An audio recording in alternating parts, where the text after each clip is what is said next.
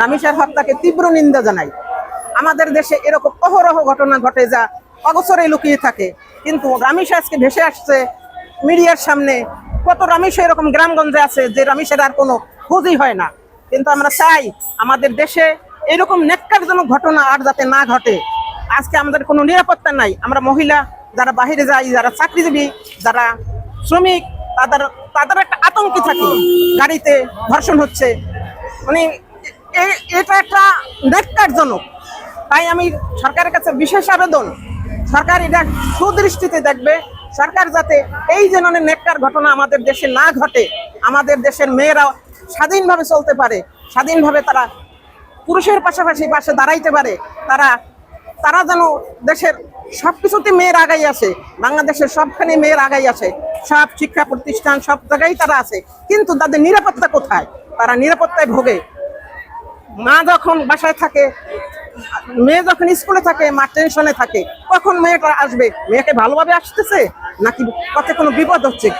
কেন এই আতঙ্ক? এই আতঙ্ক থেকে আমরা বাঁচতে চাই। আমরা চাই আমাদের দেশে আর কোনো এরকম নেককার ঘটনা তার উপযুক্ত শাস্তি হোক। আর আমার তারেক জিয়ার কাছে আমার বিশেষ অনুরোধ, পুলিশ প্রশাসন তাদেরকে জানি তাদের তাদের যে পোশাক, সেই পোশাকের যেন গুরুত্ব থাকে, তাদের পোশাক যেন না করে। আর বাড়িওয়ালা যারা ভাড়া দেয়, ভাড়াটিয়াদের তাদের আকর্ষণ করে বলছি, তারা যেন অন্তত তাদের সবকিছু বিবেচনা করে ভাড়া দেয়। কারণ একটা বাসায় ভাড়াটিয়া বিভিন্ন রকমের ভাড়াটিয়া, বাড়িওয়ালারা তাদের টাকার দরকার, তারা ভাড়া যা পায় তাই ভাড়া দিয়ে দেয়। কিন্তু তারা চিন্তা করে না এই লোকটা কে কোথায় আছে, কি আছে, তারা এগুলো বিচার করে না।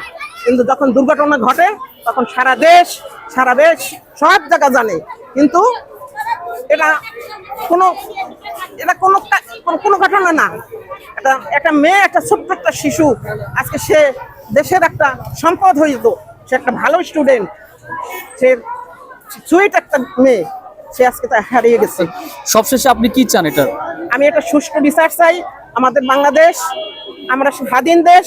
আমার এখানে ছেলে মেয়েরা যেন স্বাধীনভাবে, মেয়েরা যেন সুন্দরভাবে রাস্তায় হাঁটতে পারে, মহিলারা যেন হাঁটতে পারে, তাদের যেন কোনো রকম কোনো না হয়।